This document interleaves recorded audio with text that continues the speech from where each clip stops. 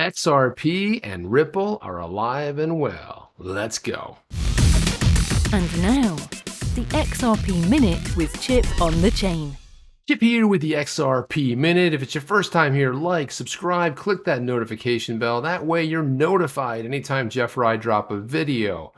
And you can check out our other On the Chain live channel. There's a link down below. And we do live streams so you can come and engage with us. Now, let's jump head first into the shallow end for maximum impact. Ripple is on a tear. Ripple companies and partners are on a tear recently. So you got Ripple client dLocal files for initial public offering in the United States. dLocal, which conducts payments and remittances in emerging markets in Asia, Africa, and Latin America, via Ripple's ODL, which is on-demand liquidity product, which uses XRP for liquidity to move back and forth 3 to 4 seconds, full remittances. So this is some pretty amazing news right here because people might not be paying attention, but Bloomberg reported that dLocal Payments, the company, intends to go public in the U.S. Not 100% confirmed yet, but certainly something we'll be keeping our eye on. The U.S. listing may take place later this year, according to Uruguay-based company Montevideo, which works on dLocal's IPO with several banks, including the JP Morgan Chase giant. Now, isn't that interesting? They're in there as well. Time of the IPO is not yet fixed and may be shifted to either earlier or later date. Neither dLocal nor anyone from JP Morgan has commented on the matter. The expected market value of dLocal is $5 billion. Now, if we put that in contrast, Ripple is worth $10 billion. Okay, so that's a pretty sizable market value just coming out of the gate, and we'll have to keep an eye to see if that actually changes or not. Here's their website right here, and you can see that there's the countries that they participate in. Let's go over here. Now we know it's Latin America. You've got all the Latin Americas on the left-hand side here. Pretty much covers the gamut. It gets most of them anyway, you know, the big ones. In Asia, you got Bangladesh, China, India, Indonesia, Malaysia, Turkey, Philippines, and Vietnam, and also Africa. So they got a pretty nice swatch here. Latin America, Asia, and Africa. So it's pretty exciting. We'll have to keep our eye on that. Look at this. Mexico Bitcoin exchange Bitso raises $250 million, becomes Latin America's first crypto unicorn. That's $1 billion company when you get it to that point right there. That's pretty big news too. So today, Bitso, the largest cryptocurrency platform in Latin America, announced it raised $250 million in a Series C investment. Round was co-led by hedge fund giant Coil and investment firm Tiger Global. Puts the company's valuation at $2.2 billion. I mean, look at what we're seeing here: $5 billion. Then we've got $2 billion, maybe $2.5 billion. The market is starting to heat up, and it's amazing that we have these Ripple partners here. And they're one of the largest fintechs in the region and the very first crypto unicorn. So other investors, I'm not going to get into that. See, they also raised a $62 million Series Round B with an undisclosed valuation. So I think we're kind of just speculating right now on the 2.2.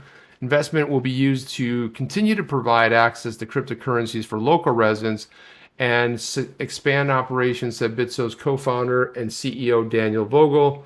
He says we want to make sure that folks in the region really benefit from processing these global financial services that are getting built on top of blockchain. They were founded back in 2014. They include Bitso app, lets users buy, sell, send, or receive Bitcoin and 8 other cryptocurrencies. And one of those is XRP. The company claims it has more than 95% crypto market share in Mexico, more than 60% in Argentina.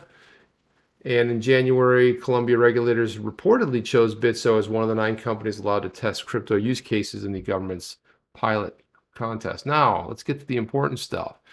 In the U.S., Bitso is perhaps better known for its crypto remittances services conducted in partnership with San Francisco-based Ripple, which also invested in the company. Last year, Bitso processed about $1.2 billion in remittances, and that's roughly, it says here, about 2.5% to 3% of the yearly remittance volume.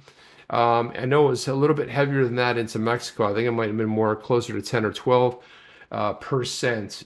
The lion's share of these flows was powered by Ripple's on-demand liquidity service, delivering instant cross-border payments without pre-funding through Ripple's cryptocurrency XRP. Now, this is one of the reasons that XRP is just so important and so valuable. And all of Ripple's partners around the entire world are using it. We know that more than 90% happens outside of the US, which is phenomenal.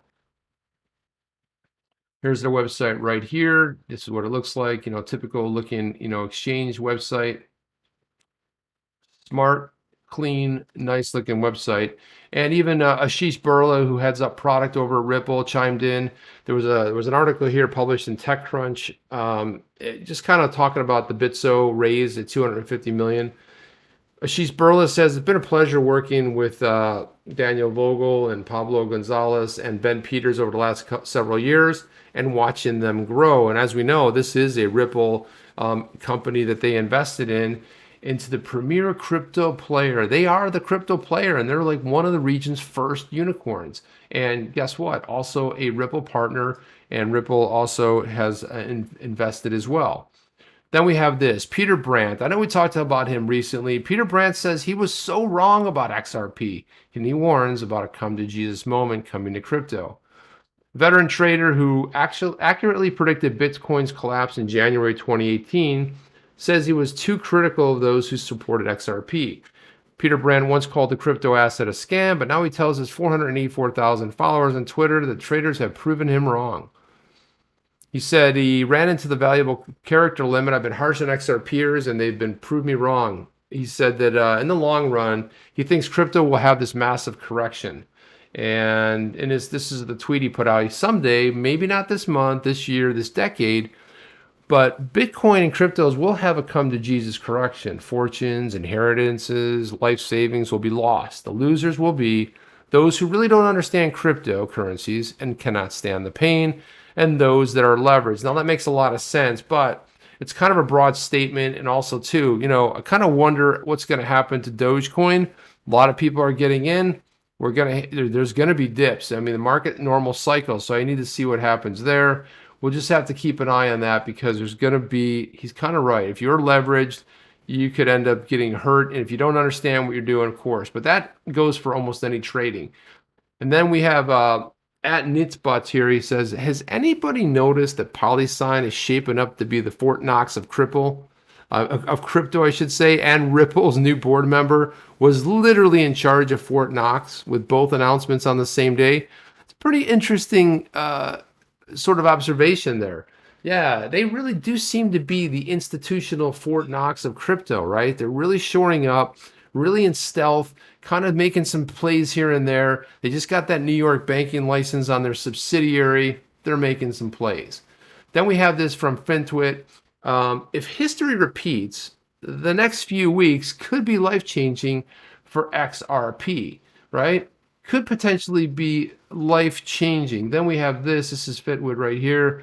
They put out a lot of financial things, financial news, all kinds of stuff like that. And I don't always agree with what they say, but I thought that was interesting coming from them. They usually talk about all kinds of market segments. Then we have this from @BillBeanTeam. He says, so do I have this straight? The SEC has its pledge, the protection of investors. Then, after 8 years of Ripple seeking its guidance, the SEC is silent. Then it suddenly sues Ripple. That causes XRP investors to lose $15 billion. And then it threatens those investors for seeking remedy. So yeah, there's a lot of stuff. He's really kind of on point here with some of this as far as the silence over the last 8 years. Silence sometimes is golden, but not when it comes to regulatory clarity. It can be somewhat of an issue. Then we have this, John Deaton's commenting on Stewart XRP's tweet, basically talking about Ripple appointing the former treasurer of the United States, Rosie Rios, to the board of directors. And Ripple is one of the best examples of how to use cryptocurrency in a substantive and legitimate role to facilitate payments globally. And he said, John chimed in and said, I figured out why other crypto projects hate so much on Ripple. They literally get the best from the different agencies and industries that come on board. Former SEC chair, a treasurer, former CFTC chair, bank and regulators, you name it. Hate the game, not the players. I think that's spot on too. They are really kind of making some headways, and they do attract some of the. They had some couple recent hires in Asia, which also made the some waves as well. And then look what we have here. We talk about adoption, we talk about crypto, we talk about mass adoption all the time.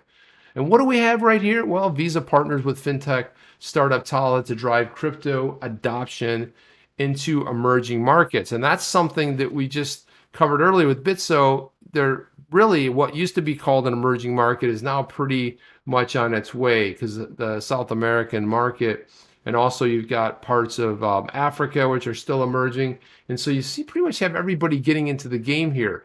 So they are moving forward and they are making some waves. I think it's always great to see this kind of adoption, because ultimately at the end of the day, that's all what we're all pretty much looking for. And when you see Visa, MasterCard, Amex, everybody else getting into the game, keep your eye on that, because that means that stuff is slowly rolling up. There's almost so much news we can't follow it. And it kind of almost becomes, I wouldn't call it like non-relative, but we kind of like don't really pay a lot of attention to it, only because we're so used to hearing news. But you go back a year or two, we didn't hear a lot about this stuff. But adoption is in full play, mass adoption is in full play. So wake the neighbors, tell your friends, get them on the chain. The best way you can help this channel is to share this video. You can also like and subscribe and check out our other channel. That's my take. I want to hear your take. What did you think about some of the stuff we talked about today? Did you agree with some of it? Did you disagree with it? Let me know in the comments below. I'll see you on the next one. Chip out. Are you down with OTC? Please like, subscribe, and click the bell to be notified when the next video drops.